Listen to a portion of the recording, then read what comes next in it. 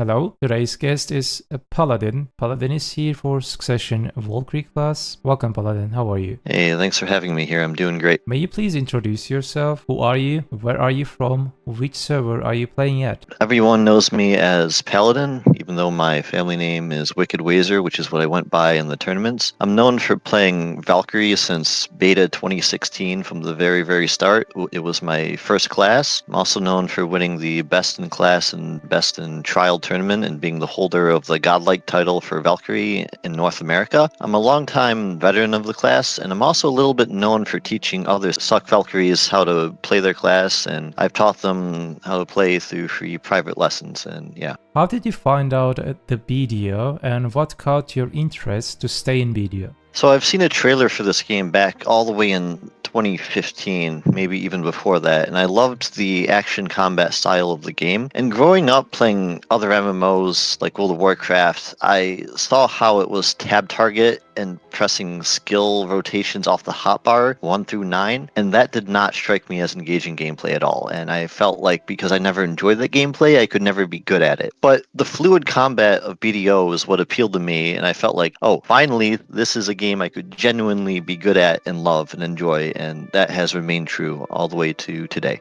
Yeah, I mean, whenever I ask other class masters, most of them giving the same answer: combat. Yes, combat is the key of this game. So another question: Have you ever taken a break from playing BDO? If so, what motivated you to come back? Oh, quite a few times. Usually when I do take a break, it's been for a couple months at a time, but it's never because I've lost interest in BDO. If I've ever stopped playing BDO seriously, it's been because I've just played, other games that have released, like Baldur's Gate 3, and lately it's been Project Zomboid. But I've always came back to BDO because this game continues to be the best MMO on the market, and I have a huge investment in the game. And unless a much better MMO comes along, like Ashes of Creation or something, I see myself continuing to play BDO for years to come. How long have you been playing the class you're currently playing? Have you tried any other classes? I've played Valkyrie since the pre-Awakened days, all the way since the second closed beta test in 2016. In fact, I still own the original Shootad outfit on my Valkyrie, which I continue to wear to this day, which is the OG pre-order costume you only got for buying the Conqueror package for $100 before the game even released. And I have played other classes. Back when Awakened Valkyrie was at its absolute weakest after the CC changes, I did end up playing Awakened Mystic for a while, and back in the History days when that was considered to be the best endgame grind spot. But playing other classes, it led me to realize that this is a game about playing what class you enjoy the most, and it made me realize that I needed to go back to Suck Valkyrie, or Valkyrie in general, since Succession wasn't out back then. Otherwise, I wasn't going to enjoy the game, because that was the class that I loved. Yeah, actually, same ideas. I mean, we all veteran and old school players, I think we share around the same and parallel ideas. What sets the class you play apart from the other classes? So why Succession Valkyrie? What is the special part of the Succession Valkyrie for you? I think what's appealing about Succession Valkyrie is that it has great versatility in small scale, and it's adaptable to fighting any class in a 1v1 situation. Other classes tend to struggle against their hard counters, but with Suck Valk, I always feel like there's always a way to win. There's always a way to play, there's always a way to use terrain to beat your opponent, to swap crystals and builds and play styles to beat your opponent, no matter what they bring to the table, no matter what class they play. So, as a player, you're able to have a lot of confidence knowing that you can back yourself up in any 1v1 situation, you can defend your own grind spot, and you never need to call for backup or help. So is your class evasion or damage reduction, or is it playable both, and why? For 99% of the people, it's going to be damage reduction only. Evasion does not scale very well on Valk. You can build it, but I consider it to be suboptimal. You can run evasion if you've got triple pen debos, you're extremely hard cap, and you can definitely accuracy check people with the right build. But for simplicity's sake, it's simpler just to be damage reduction. But in fact, what's unique about the class is that stacking extreme amounts of damage reduction is one thing that Suck Valk does do extremely good that other classes can't compete with. With a practical and effective build, you can easily hit 670 damage reduction on Suck Valk without any damage reduction accessories, no Kadri rings, and you will still have more than enough damage to kill people. And the only other class that can really come close that I can think of off the top of my head is Suck-Zerker, but building that much damage reduction can create a source of great frustration for your opponents, who can then struggle to one combo you. So you just stand up and heal. It's an AP check at that point. So what is your current gear score? Do you rush your gear progress or go with the flow when it comes to gear progression? Are you take it easy type of player? I am at 761 gear score with 2 pen narcs on.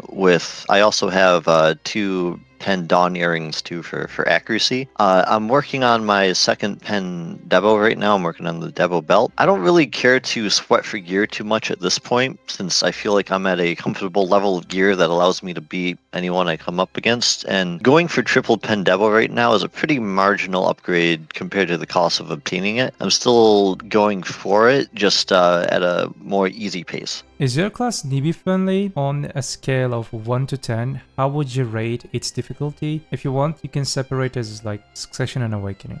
For Succession, I'd give it about a 4 out of 10 in terms of difficulty, but there is a caveat to that. It is difficult to learn by yourself because there's not a lot of public information and guides out there for Succession Valkyrie that I feel are adequate to help people understand everything they need and all the mechanics about the class to do well. So in terms of skill floor, I'd say it's not very hard to start playing the class, but in terms of skill ceiling, I feel like there's a huge barrier preventing people from really excelling on this class and actually winning. And it does require an enormous amount of experience against a bunch of different matchups in order to do well against all classes. There is a unique difficulty to learning Suckvelk in that degree because you will feel very limited if you are unexperienced on the class, even though mechanically doing the combos is all rather simple. There are a lot of mechanics and combos that are not intuitive, so if you try to self-teach yourself this class, I feel like you're really gonna struggle. So if anyone wanted to learn Succession Valkyrie, my advice to them would be to find someone who does have the class figured out and then learn directly from them. I have few guides about Succession Valkyrie. They might be some part and outdated, but overall I try to explain it. And we have Larry. Larry is also, I think, he took a break. They can learn from them, I think. At least the idea how is class working. So let's dive into the class, like a detail. We are curious about your thoughts on the PvE situation of the class you're playing. Could you provide us with detailed information separately for early, mid, and end game? Yeah, so for Succession Valkyrie, I would say early game PvE is a huge struggle simply because you don't have the mobility to move yourself from pack to pack to clear it efficiently. I'd say most people tend to play Awaken Valkyrie for the early game, especially back when you could just do the Valk Train combo to run around. Even though that's nerfed out of the game, I'd still say Awaken Valkyrie is still probably a lot better in the early game compared to Suckvelk just because of the mobility. But later on, Suckvelk does get a lot better in the mid and end game spots. I feel like this class has a decent mid-tier efficiency in end game spots. They'll never be top tier at anything so long as PA keeps our mobility in the dumpster, but I would say Suckvelk does have one advantage over other classes that other classes don't have, and that is people don't tend to consider how well you can stomach grinding on the class for 8 hours straight before you can't keep grinding anymore. And in that degree, I'd say Suckvelk has a huge advantage because it is low APM. It doesn't require too much conscious thought to do so, and it is a pretty chill grind comparable to Awakened Guardian, where you can kind of zone out and just grind for hours straight on the class without breaking your fingers or feeling mentally exhausted. So even if other classes might be able to grind at a much higher efficiency at the maximum level, it really doesn't matter if your grind is 10% more efficient than everyone else's if you can only grind for 1 hour before you need to give your fingers a break. And that's where Suckvelk comes in. It's decently fast at endgame grind spots, it's safe, it has sustain, it's low APM, and it's easy. So I can easily grind on this class for 8 hours straight and feel perfectly fine. Thank you. Let's talk about a little bit PvP. We are curious about your thoughts on PvP, the situation of the class you're playing. Would you provide us with the detailed information separately for how is Valkyrie on 1v1, 1vx, AOS, if there's a 5 versus 5, Good League, Northern Siege, and War of the Roses? So in 1v1 and 2v2, I would say is where Suckvelk is at its absolute strongest. Like I said before, this Suckvelk in a 1v1 can just frustrate your opponents with a damage reduction build that they either are forced to go full human damage to counter, or they just can't kill you very effectively and then you can just stand up and heal. In a 2v2 situation, Suckvelk is also very powerful because that's where your damage reduction still matters a lot, and if your teammate gets caught, you can just run over there and heal them safely with protected heals, of which you have 3. I'd say a weakness in Suckvelk PvP is that the more people you start adding to the fight, the less effective Suckvelk becomes. So anything that's bigger than a 5v5 is where you're going to see Suckvelk fall off a lot. But in 1vx, if you have to 1v2, Suckvelk can do well for itself, depending on who you're fighting. In AOS, which is still pretty small scale, Suckvelk is a pretty good tier class. I was able to get into the top 100 pretty effectively without too much struggle. Last AOS season playing Suckvelk in AOS. I know other Suckvelks like Larry Fish also managed to do pretty well for themselves playing Suckvelk in AOS. For 5v5, like you're doing Arena of Arsha, I'd still say Suckvelk is pretty good. For Node Wars, for Siege, I don't really recommend Suckvelk. At that point, you are way better off playing Awakening, because Awakening is the opposite, where Suckvelk gets worse the more people you add. Awakening Velk gets a lot better the more people you add to a fight.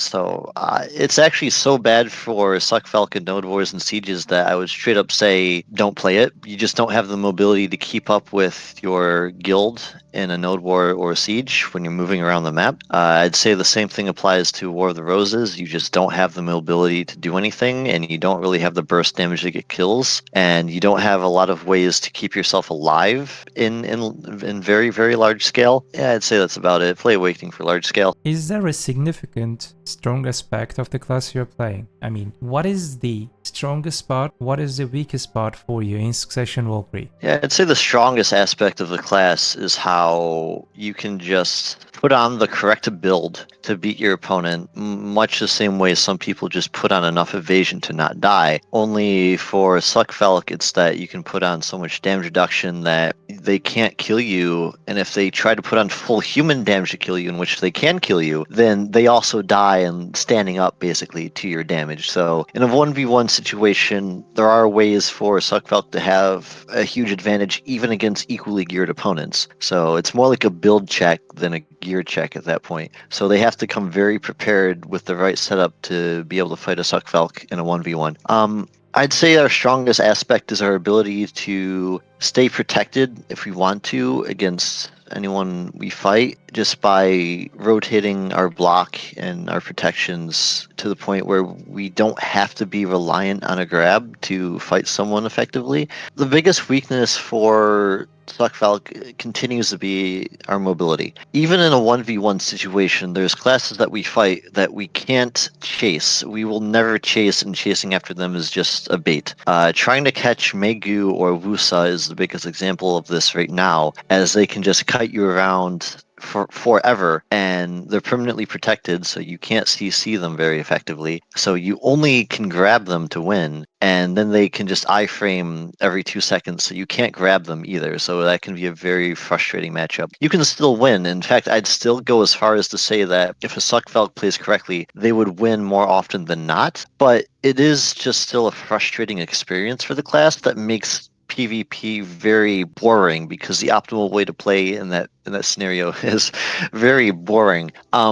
Another big weakness is the fact that we're just not really allowed to do large scale. Like you're honestly trolling if you bring Suckvelk to large scale fights. So that really takes away our opportunity to play the game the way that we want to all the time. Thank you. Are there any classes that clearly dominates your character, or is there any other classes that Valkyrie dominates them? And in other words, I mean the counter matchups for you and for your opponents. Yeah. Suckvelk's biggest weakness is the fact that we don't have great ways to dodge grabs. We have our one iframe, but if we fight any class that has a grab, shield chasing away will just get you desynced back into place and get grabbed.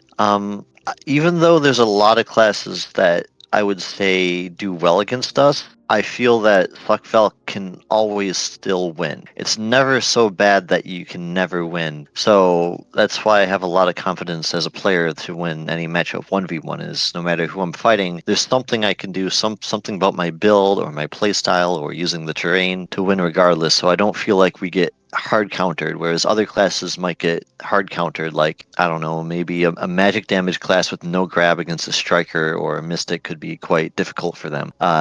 Still, I'd say classes that can kite us around can be a struggle just because of our mobility. In fact, I remember one person remarked that playing Suckvelk is like having concrete blocks strapped to your feet the entire time. Not really sure how PA justifies keeping our mobility so low all the time, but we just have to manage. And I'd say do well against classes that struggle to break our block, and if they do try to break our block, they expose themselves up to getting grabbed. Is there a mechanic or mechanics or skill in your class that you would like to be buffed or nerfed?